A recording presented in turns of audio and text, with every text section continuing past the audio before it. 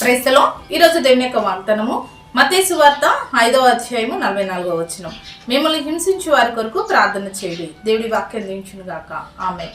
అవునండి, దేవుని యొక్క వాక్యం ఈరోజు మనతో మాట్లాడుతున్న మాట ఏంటంటే మిమ్మల్ని హింసించు వారి కొరకు ప్రార్థన చేయండి అని దేవుని యొక్క వాక్యం సెలవిస్తుంది. చాలా సార్లు మనల్ని హింసిస్తున్న వారి విషయంలో మనకి ఏమొస్తుందంటే కోపం వస్తుంది. అన్నిసార్లు కూడా మనల్ని హింసిస్తున్న వారిని విషయాన్ని బట్టి, మనల్ని బాధ పెడుతున్న వారిని బట్టి మనకు కోపం వస్తుంది.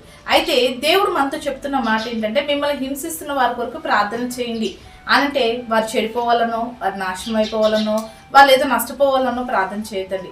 వాళ్ళు మారాలని, వారు మనసు కలిగి ఉండాలని, ప్రభు వారిలో మంచితనం కలగచేయి, హింసించే స్థితి నుంచి వారికి విడుదల దయచేయి, వారిని మార్చండి అని చెప్పేసి వారి క్షేమం కొరకు ఏం చేయాలంటే మనము ప్రార్థన చేయాలని దేవుడు ఈరోజు మనతో మాట్లాడుతున్నాడు.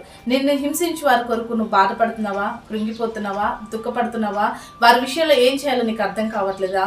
అదైతే నిన్ను హింసించి వారు నీ విషయంలో గొప్ప మార్పు కలిగి, నీ విషయంలో వారు మంచి మనస్సాక్షి కలిగి మరలా అర్థం చేసుకొని నీతో స్నేహం చేయలాగా నిన్ను హింసించి వారి కొరకు దేవుని సన్నిధిలో ప్రార్థన చేయి, వారిలో గొప్ప మార్పు దయచే, ఆ హింసించే స్థితి నుంచి మేలు చేసే స్థితిలోకి వారు నడిపించు ప్రభు అంటూ ప్రార్థన చేద్దాం. అటు రీతిగా మనల్ని హింసించి వారు మేలు కొరకు మనం ప్రార్థన చేసి దేవుని ఇచ్చే మహిమను, దేవుడి ఇచ్చే ఆశీర్వాదాలు పొందుకుందాం. అటు రీతిగా దేవుడు మనకి సహాయం చేయను గాక. ఆమేన్. ప్రార్థన చేసుకుందామండి.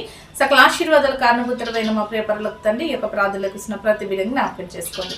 ఎవరి ద్వారా అయితే నీ బిడ్డలు హింసపడుతూ బాధపడుతున్నారో వారి విషయంలో దుఃఖపడేవారుగా కాక, ఆయా వారి విషయంలో చెడు కోరుకునేవారుగా కాక, వాళ్ళ విషయంలో గొప్ప మార్పు రావడానికి వారిని సన్నిధిలో మొరపెట్టి వారు అన్ని విషయాలు మార్పు చెంది నీ బిడ్డలకు ఆశీర్వదకరంగా మార్చబడుటకు సహాయం చేయమని యేసు నామములో ప్రార్థిస్తున్నాం తండ్రి. ఆమేన్.